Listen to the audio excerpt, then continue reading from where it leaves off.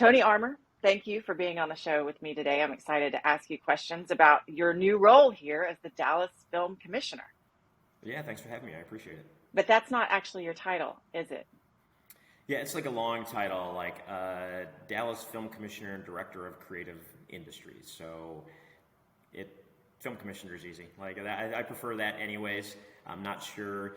So since I got here, I'm kind of like building the department over from scratch, like taking it all the way down to the ground and then starting over again with it. And so the creative industries aspect of it, I don't know what that is. So, trying to figure that out, because so much, creative industry wise, if you talk about, film and digital media and commercial and television, it's really all the same thing now. So we're working on that. So we'll stick with film commissioner and working on everything else. That's actually a great point, because I know that we have a fairly robust video game development and production industry here. And so just a film commissioner, that really doesn't do it. The video game industry aspect is interesting, because that is, from what I'm learning, big in Dallas, and I haven't been able to, because I've only been here 2.5 months, haven't been able to meet anyone in our, sort of that side of it yet. And even when I do, then trying to figure out, like, well, what can we do to actually help with that? Because so much of that video game industry is like, they really don't need our help, as far as like a film commission or a, semi-government office would go, because it's not like film or television where I need these locations and I have to find this crew and I need to interact with the city to get permits and stuff like that. You're just doing it all on a computer, right? And it's really a matter of motion capture studios maybe, and some other additional things like that, and really having the talent to be able to, do video game design and the production work. So again, trying to figure out, like, well, what does that mean, and how would this office actually be of a benefit to that part of the industry?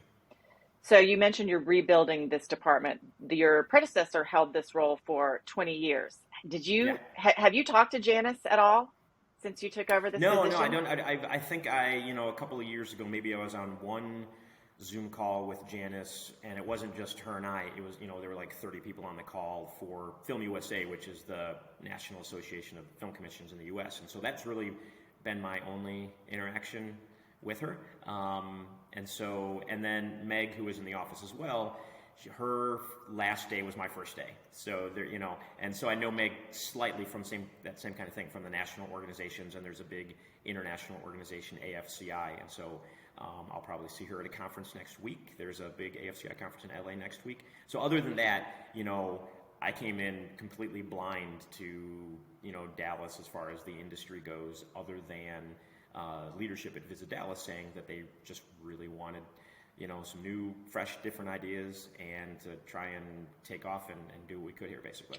It seems like you'd have a lot of freedom in the fact that there's nobody saying, well, this is how we do it, and this is the way that we do it. And the downside of that is there's nobody saying, oh, hey, you might try this. This has worked for us before. Or is it just a blank slate that you get to create? No, and that's what I like. And that's part of the reason I took the job, is because there wasn't going to be anybody saying, well, this is how we've always done it. I just want to come in and do, brand new, and maybe some of the things are not brand new and different. Maybe they are continuing some of the old things, but just, kind of put my, imprint on everything. And I was pretty successful for the last 9 years in Florida with what I've done. So taking a lot of things that I know are proven to be successful and have generated a lot of business and a lot of press and a lot of media and everything, and replicating those same things here on a bigger scale in Dallas. Everything's bigger in Dallas, right? Isn't that the whole point? That is, yes, very true. You have only been here 2.5 months, and you already get it. That's right. So Visit Dallas. If you can explain this to me, because I really thought that the Dallas Film Commissioner was a city employee, but that's not the case. Right. So at one point in time, from my understanding, the Film Commission was a part of city government. And then they split that off and put it under Visit Dallas. And so where I came from in Florida, I was a part of Visit St. Pete Clearwater, which is the tourism office there. And so all around the country, some film offices are part of government, some are part of tourism office, some are part of chambers of commerce, some are nonprofit organizations. Like, there's no uniformity in how they're run or managed. And so it's, every situation is unique. So for example, in Florida, we were a part of Visit St. Pete Clearwater, which was 100% county government office. Here, Visit Dallas is a 501c6 nonprofit trade organization, which is funded through hotel tourism taxes, basically in and around or in Dallas or from Dallas. And so while funding sources can be the same in different areas, then the structures are all different. So even though you're going from one to another, they can be completely different at the same time. So Visit Dallas is a nonprofit. Does the city have anything to do with its funding, or are you guys all privately funded and grants? Well, it is funded through hotel occupancy tax. So anybody who stays in a hotel in Dallas contributes to, I don't know the percentages, I'm still learning, I think around 6% sales, occupancy tax, and then that goes to Visit Dallas. A portion of it goes to Visit Dallas, a portion of it goes to the arts. It gets split up in a few different ways. And then there's a downtown improvement district fee that hotels charge as well, and then that goes to Visit Dallas, and each one has their own things that they can and can't be spent on. And so, like I said, I'm not the expert on it right now, but that's sort of a brief summary. And so it can get a little complicated because there's a board of directors for Visit Dallas, and this board of directors helps determine the path for Visit Dallas. And then still the city is very important because the city is a big partner, and the Visit Dallas has a contract with the city to get funded through those hotel taxes, basically. So it's very much married to the city in that way, even though it's not a part of the city. Why should anyone outside of the arts and film business care about the film commissioner, the film commission, the creative arts industries? Like, what does it do for them? Sure, and I think that's a question that I get a lot. One of the questions I always get is, when I say my job, no one has any idea what that actually means and what the job actually does. And then the other part is like your question is like, why is this important to me, who, I don't know, maybe you just work in marketing at some local insurance office or something, right? Why is that important? Well, overall, it just has a huge economic impact on the area, basically. So, as we start to put together some reports, I'm starting to gather more data. It hires local people. So, if you're hiring 200 people a month and, generating, $10 million a month in revenue, well, that money gets spent in the area. They're going to grocery stores, they're going out to dinner, they're paying their mortgages, they're paying for the insurance. So that money, it's just like anything else, economic development wise, is being dumped into the community and is supporting the community as a whole. The other aspect of it is sort of from a marketing standpoint of, promoting Dallas as a really cool destination for tourists to come visit. Obviously the sports industry is huge here. I think Dallas was just named, like #1 sports city in the country by some industry publication. And, all of the major professional sports that are in Dallas, that is a part of supporting the industry. And so the Sports Commission is a part of Visit Dallas as well. So it's not just, film, it's sports and it's film and it's meetings and conventions. There's a massive convention center, downtown, and now they're doing an entire redevelopment of that convention center. And, bringing those conventions in brings lots of money. And so it's the same exact thing. So, bringing film, television, creative arts to an area is the same thing as bringing conventions to the area, as bringing sporting events to the area. They all, impact the greater Dallas area and the, sort of the economic engine that keeps Dallas running. I actually heard somebody from the Sports Commission. I don't know if it was the head. I think a woman, but Monica, probably. Maybe, but she was talking about. She was like, you think about, everybody wants the FC Dallas or the big sports games, but some of the cheerleading competitions for the girl cheer have this much economic impact on the city. It's a tremendous amount. So that makes sense. I didn't realize that the Sports Commission was there too.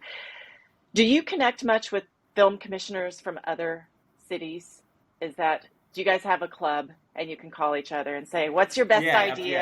Absolutely. So there's a Texas state organization of film commissions, so that everybody can kind of share notes and compare and best practices. Then there's a national organization called Film USA, and then there's an international organization, AFCI. And so all of those are actually really beneficial to find out. You want to know what's happening in New Orleans or Montana or Baton Rouge, as well as what's happening in Austria, because this is a global industry. And the United States has actually lost and is losing billions of dollars a year in this industry to other countries. The amount of production work that goes to Canada or that goes to the UK or other parts of Europe from American-based companies is huge. And so there's literally billions of dollars a year that could be spent in the US that's going elsewhere. And so, sort of identifying what's happening in all those other areas and working with those other film commissioners is a big part of trying to, bring business back home, essentially. You talk about the tourism that comes in, and this is Dallas's history as Dallas was a big player here in the production world for many years with Dallas. While Dallas wasn't necessarily shot here, it's associated with being here. We office out of the two big gold buildings occasionally that JR's office was out of, and we hear people talk about that all the time. How do you propose making Dallas a big destination hub for productions without the support of the state legislature? Well, I actually, they go hand in hand. I don't think it can be done without that support of the state. And so, right now there are a couple of, there's one bill that's going through the legislature to increase, or it would be on top of the already existing program, film incentive. So there's a program that's already in existence, and there's no new bill needed for that program, but the legislature needs to do an appropriation to say how much money they're going to put in it. So last time, because Texas, their legislative session is once every 2 years, they put $45 million into it. And within the first few months, that $45 million was allocated and gone. So it wasn't spent in the first few months, but it got spread out over the next couple of years. And so, here in Dallas, they had Queen of the South that shot 2 seasons. You had Cruel Summer that shot a couple seasons. You had the Dallas TV series Reboot, that did a few seasons here. So you had these big TV series that were shooting here.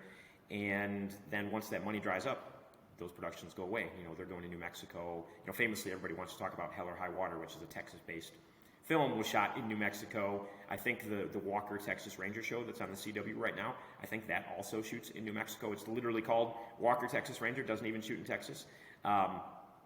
And so, the ask this year, the TXMPA, which is a nonprofit organization for the state, for the motion picture and, creative industries, is trying to get $200 million appropriated into that. And so if that happens, then there will be, a huge swing in production that's going to come back. And just a lot of TV series, films, and everything that'll want to shoot here. So on top of that, there's a bill going through that would be additional monies for anything that is 15 million or over. And so that means big projects, generally TV series or major feature films. And so you need those things in place in order to get those big shows. Can you explain how the appropriations work? Because it's not like they're just handing out the money, right? Yeah, I mean, I'm not super well versed in how the Texas legislature works, but essentially, as the session is happening and they're going through the budget process, they're deciding what is going to be spent in the Texas budget for the next 2 years, right?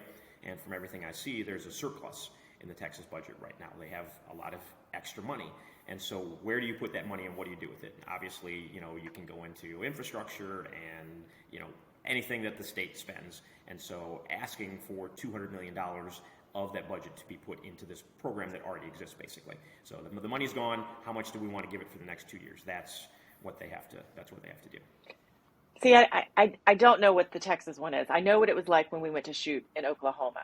So because Oklahoma had more tax incentives, and so we went north. We went out of the state, and it was hard because we didn't know the terrain. We didn't have the same crew that we'd always worked with. There was both good and bad to it, but we had to spend it first, and then we got it back. And so I think that's the hard thing for a lot of people to understand. They're like, well, we're just giving this money away. And it's like, no, it's not being given away. They have to spend money and get the tax break back. Yeah, no, you literally have to spend. So, if you're shooting a $10 million project and you want $2 million back, you have to spend $10 million first. And then there's an audit to prove that you spent $10 million.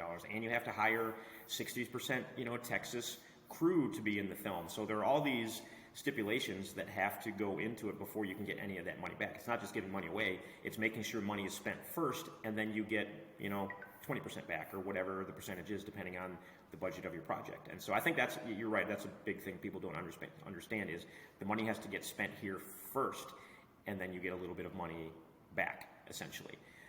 So one of the other things that's a goal of mine that I'm working on is, the way that the program is set up right now, it really doesn't incentivize independent projects. It's really 20% for anything that's over $3.5 million, 10% anything between 1 and 3.5, and then like 5% anything below $1 million.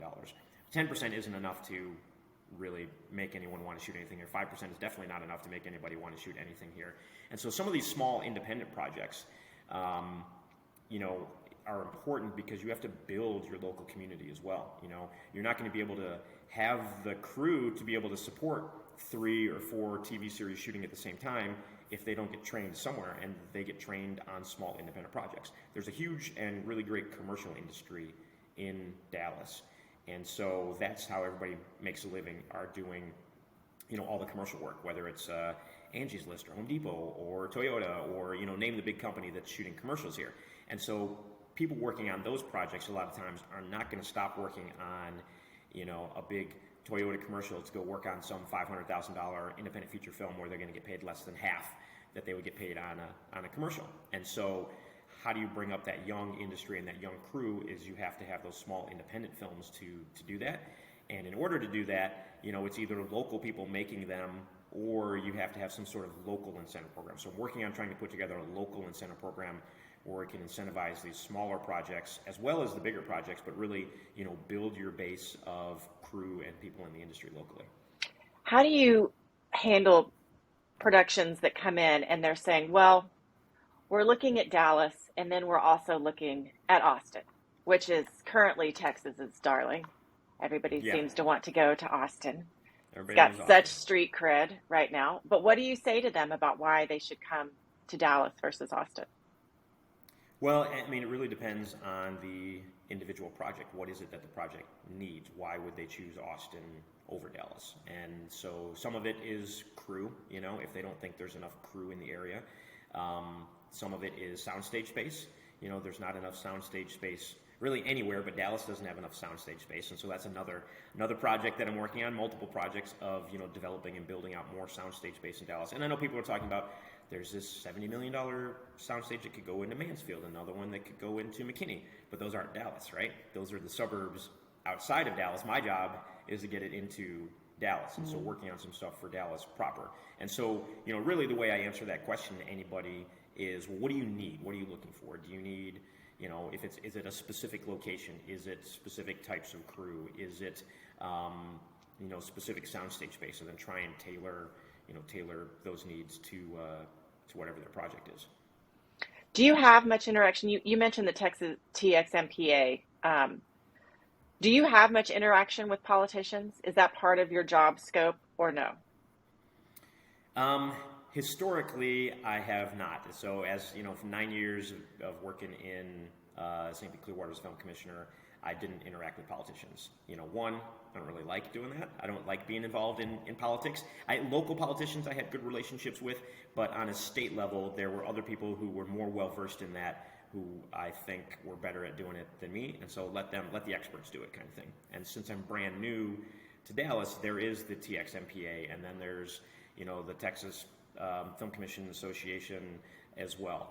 They already know all the politicians. I'm sure I will meet them and I will learn the process and how it works, but, my primary goal isn't to get overly involved in politics whatsoever.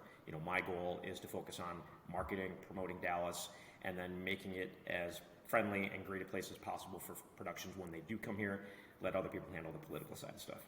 What do you see as the biggest challenge in your new role in the next year or so?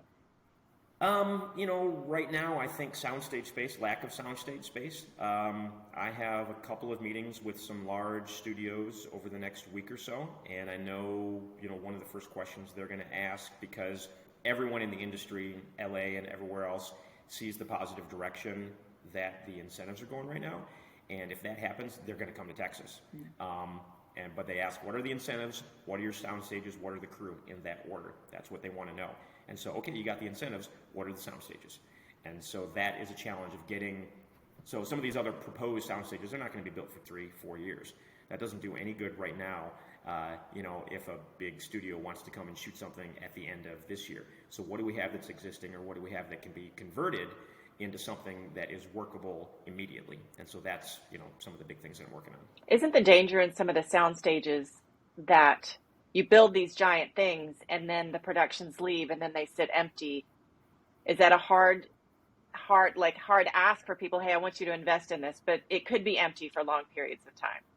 Yeah, it really does depend, and that's why in a lot of cases, you want to make a multi-use. What else can you do in this facility? Okay, you've got this big empty open space. What else can you put in a big empty open space? Whether it's any sort of extra convention kind of stuff.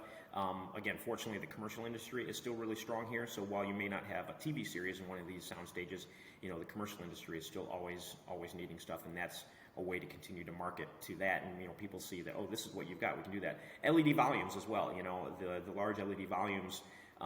There's one at Camp Lucky here in Dallas. I think it's a 50-foot wall, so it's pretty good size. But what can we do to get bigger? Get a 100-foot wall, to get 80-foot wall. I think the biggest one in Texas right now is in Austin, and it's 80 feet. So I'm working on trying to get a 100-foot one in Dallas. What's a 100-foot wall for somebody who may not know what you're talking about? So an LED wall, so everyone knows green screen. Like if you're shooting on green screen, they shoot the Marvel movies and whatever else, and you've got the big green walls behind you. Well, the LED technology like they use on The Mandalorian or a lot of other shows is basically a giant LED wall that you're going to film in front of instead of filming in front of a green screen. And that is and that creates the giant, so the actors aren't looking at green, they're suddenly looking at what the audience is going to see as well. Exactly. So you want to be on a cliff somewhere in Hawaii. Okay, cliffs in Hawaii in the background right now. Let's interact directly with that instead of just seeing a green wall. And it's great from a lot of aspects. One, you're recording it directly in camera, so you know exactly what you got. You don't have to mess with it in post-production later on. The actors get to interact with it directly. It actually provides light. It's actually lighting the scene as well, because these are LEDs that are putting the light, and it's the light of whatever you're doing.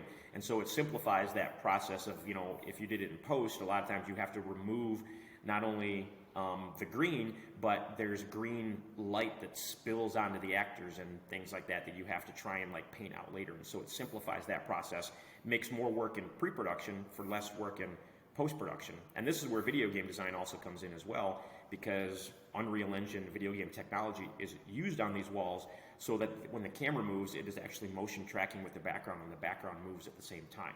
And so using that, you can create, alien worlds and cities, and there's a rock right here, I'd like to move this rock right here. Literally, the guy with the computer just moves a rock in the background, and you can do anything you want. So super versatile. Driving sequences, it's great because you can put a car in front of this wall and do all of your driving sequences without having to actually go drive around the city somewhere. And you don't have to block roads and close streets. And if you want a night scene, you can just film it at 12 in the afternoon because, you just make it night on the LED wall. And so really versatile for production, really enables productions to do a lot more, and there's a lot that's moving in that direction. And I think they just built the largest LED wall in the world in Australia, at a studio in Australia that's over 40 feet high and 200 some feet, giant curved wall, this massive, massive thing. So everything is being shot on these, from, car commercials to, indie feature films, you name it. Interesting. So you have a background in production, right? Yes. How many films did you produce? I'm not sure. How many films have I produced? I've got your IMDb. I've got your IMDb up off to the side here. I was looking at it before you got on. It looked like about 30 or so. Something like that. Yeah, I've lost track. So yeah, in a variety of capacities, from super indie stuff, doing my first feature film in 2004 for a shoestring budget, to working on larger multi-million-dollar projects, but then also writing and directing some projects, and directing documentaries, feature documentaries, and short documentaries, and little bit of everything. And so I like to bring sort of that creative expertise and creative energy to the Film Commission as well. And I think it's one of the reasons I connect and work so well with other filmmakers and production companies, because I've been there. You've A been lot of there. film commissioners, Yeah. yeah, a lot of film commissioners are just, they kind of get into the job because they're in a government office and the government office says, we need someone for this job, so here you go. But they don't necessarily understand production from the level of, being embedded in it and trying to get projects made and created. Now, taking on this job as a film commissioner, how did you feel about leaving the other production stuff behind, or do you still dabble in it? Yeah, so one of the things that I recognized about Dallas was just the massive opportunity here. I see it as a really underdeveloped area as far as the industry goes, and there's the opportunity to do these, big projects and do a lot more for the area. I'll always be still working on my own creative projects, in the background kind of thing when I'm not, film commissioning, because that's just, part of who I am. If I had to, stop doing anything creative at all, that'd be tough to do. So still being able to do that was an important part of, in having the conversations about coming to take this job. So this is a dual question. What does Tony Armour Film Commission want to do in the next 2 years? And then what else are you working on as a passion project? Sure. So, as a film commission, I think one of the things that we want to do is, build the crew base, try and build the local industry. And so that's a part of doing a lot of these free workshops that we're putting on, trying to work with other local organizations on workforce development to make sure we have a fully, properly trained crew here that can just jump into projects, building out that soundstage space and making sure we have that. And I think maybe one of the biggest things is making Dallas a name that people recognize in this industry. And so, I was in Berlin at European Film Market, Berlin Film Festival, and held a reception there. And, people were like, we are so glad that you're doing this. I met a producer who lives in Dallas, works in Dallas, never shoots anything in Dallas, and I had to go to Berlin to meet them. So you have to go where the industry goes and be where the industry is. One of the things that she said to me is Dallas has always been content to try and be a big fish in a little pond. When what we need to be is a big fish in the big pond, and really have an impact. And before I took the job, I reached out to some people in LA that are high-level positions and said, what do you think of Dallas? And they said, nothing. We don't think of Dallas because we don't ever hear about Dallas. And I was like, that is so strange. It's Dallas, right? Why doesn't anybody hear about Dallas? And so we're going to have a major presence at the Cannes Film Festival this year. We're going to be at the Toronto Film Festival. We're going to be at the American Film Market. We're going to be, we were just at South by Southwest. We're really trying to put Dallas on the map in this world where people will see Dallas as a really viable place to come and make productions. So I guess that's part one of your question. Part two, one of the things that I'm working on right now are I have several projects that I've written or wanted to put together as features over the years, including one that I was going to be directing at the end of 2022 until this job opportunity came along, and so I put that on the shelf, and so I'm actually turning those into graphic novels right now, and so doing a series of graphic novels, and I have the first one underway with my artist and team working on that, and we've got about 7, 8, 10 pages done right now. And with a portion of all of the proceeds from any of the graphic novels that I create going to suicide prevention. I have a close friend of mine that committed suicide a few years ago, and so that's an inspiration of mine to, and I'll get all choked up talking about it, to be able to give back in a certain way while still being creative at the same time. I love that. I'm getting choked up as well. One of my new clients that I'm starting to work with, I don't know if you've heard of them, they're called the Defensive Line. Okay. So they're only been around for, I think, since like 2021, and I'm friends with the new executive director, and I love this premise. They are, of course, they were also touched by suicide, which is why they started, this nonprofit. Their daughter committed suicide. But they go into schools and teach administrators and adults how to spot the signs of potential suicide to try and prevent it before it happens, because it's an epidemic and it's a problem, and what's being taught is not adequate, obviously, because it's Right. not working.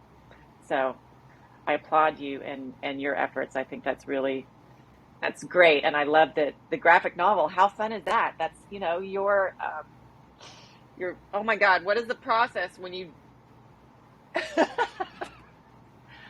But I like to, like I said, if there are these scripts that I have or these projects that I've written, how do you, if it's going to take $4 million to make a movie, I don't have the time or the $4 million to spend to do the project right now. How do you still tell your story and create something creative? it's And your that just kind shot of list. popped into my head. It's your shot list. Right. That's what I was trying to You say. are. Yes. Yeah. You're basically storyboarding your entire film, and I'm going to storyboard it, and it'll be something that's a done, finished, tangible project that you can hold and look at that still tells the creative story you were trying to tell at a much cheaper price. And if you've seen anything on Netflix or feature films or television series, there's a lot of graphic novels that get turned into film and television series. And so then the idea would be to take this project and then instead of, hey, read this script, you can actually visually illustrate what the project is for people to look at. Yeah, that's super smart. I love it. Was there anything that we didn't talk about that you would like to mention or plug, we covered a post? lot. So, but yeah, I guess if anybody in the area is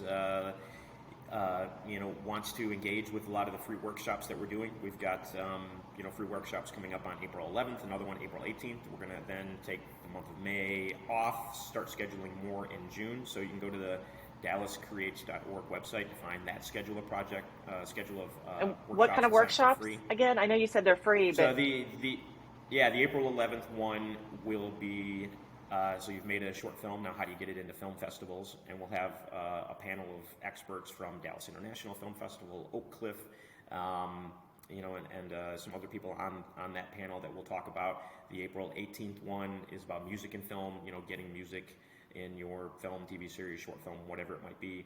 And then we're gonna, we're still sorting out what the next workshops are gonna be, but we'll do a poll to the community, be like, what do you want? What do you want us to do? What would you like to learn about? And then putting together those experts to kind of teach those. So beyond that, distribution and monetization of your project probably would be a good one because that's a tough, big man. one. DVDs, Yeah. you can't sell And them on that, DVDs anymore. You got to do something different. Exactly. And then we'll also put all of these workshops on our YouTube channel that we just launched. The Film Commission really before didn't have, anything on YouTube really promoting what they do or the organization or the area. And so we're going to start building up that YouTube channel. We're launching a podcast. And so, we're going to get about 10 episodes in the can, and then we'll drop those all at once. And then, every other week or so release, a new episode. So a variety of things. So just, follow us on all the random social medias and keep an eye on the website, the email newsletter, sign up for that just so that you can stay up to date on all of the cool, fun things that we're going to be doing and engaging in the community with. Well, fantastic. Well, thank you so much for being here with me and talking about everything you got going. I appreciate it. Yeah, thanks for having me. I appreciate it. All right. Very cool, sir. Well, it sounds like you can hear the difference, the passion in your voice when you start talking about film production. It's just different. If you have to talk to those politicians, that's where you dig from for sure, because it's just different. You can just hear it. So anyway, thank you so much. I appreciate your time.